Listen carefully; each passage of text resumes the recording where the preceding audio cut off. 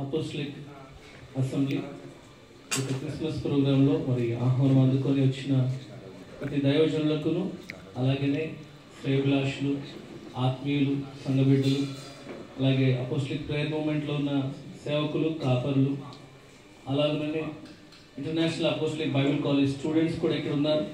So మీ అందరికీ కూడా యేసుక్రీస్తు నామంలో మరి ఒకసారి శుభములు తెలియజేస్తుంటున్నా. మరి ఈ సమయంలో మరి ఈ రీతిగా మనమందరం కూడుకొని ఎవరిని ఆరాధించడానికి వచ్చాము?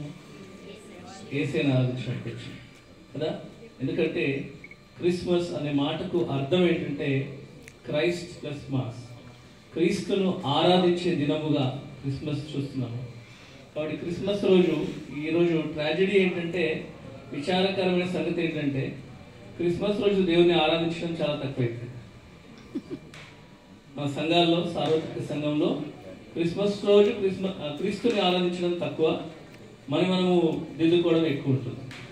కానీ దేవుని ఉద్దేశం ఏంటంటే ఆయనను ఆరాధించేవారు కావాలంట. ఎవరు కావాలి?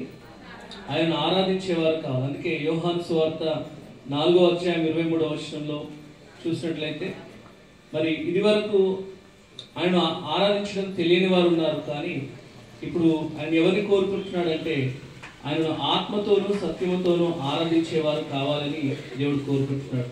కాబట్టి మనము ఈరోజు మరి ఇందాక ఫిలోమోన్ డేవిడ్ గారు చెప్పారు ఏంటంటే ఇంకా పసిబాలుడుగా యేసయ్యను చూస్తూ ఉన్నాం, కానీ ఆయన రాజులకు రాజు.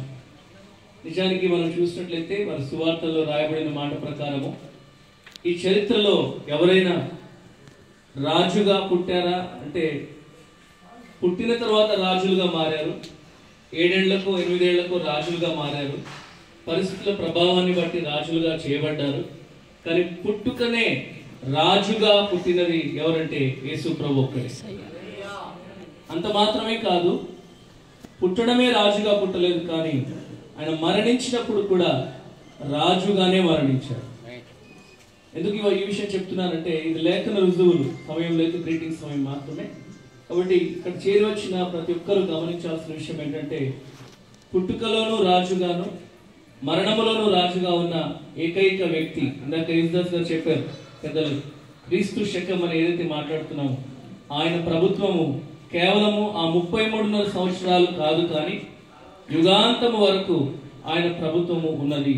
అందుకే ఆయన రాజులకు రాజు, ప్రభువులకు ప్రభువు అని మనం చూస్తుంటున్నాం. కాబట్టి ఇంకా యేసు ప్రభువుని, యేసయ్యను మనము మన పాటల్లో కానీ మాటల్లో కానీ మన ఆలోచనల్లో కానీ మన తలంపుల్లో కానీ ఇంకా ఆ ఉయ్యాలలోనో లేదా పశువుల తొట్టిలోనో చూడాల్సిన అవసరం లేదు. ఎందుకంటే ఆయన ఒక ఉద్దేశంతో ఆ పశువుల పాకలో జన్మించాడు, ఒక ఉద్దేశంతో ఈ లోకంలోకి వచ్చాడు, ఆ ఉద్దేశాన్ని నెరవేర్చాడు. అందుకే ఆయన ఏం చెప్పాడంటే సమాప్తమైనదని చెప్పగలిగాడు. కాబట్టి మనం ఆయనను ఆరాధిస్తున్నాం. ఎవరిని ఆరాధిస్తున్నాం అంటే అన్నిటినీ సాధ్యము చేయగలిగిన దేవుణ్ణి ఆరాధిస్తున్నాం. కాబట్టి ఈ ఉదయకాల సమయం ఇక్కడ చేరి వచ్చిన మనం అందరం కూడా దైవజనులు గాను, మరి సంఘ బిడ్డలు గాను, ఆత్మీయులు గాను, అలాగే దేవుని ఎరగని వారు సైతం ఇక్కడ ఉన్నారు.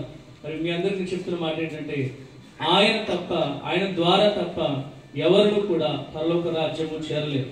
కాబట్టి ఇదే రక్షణ దినము, ఇదే అనుకూల సమయం కనుక ఈ సమయాన్ని మనం సద్వినియోగం చేసుకుందాం.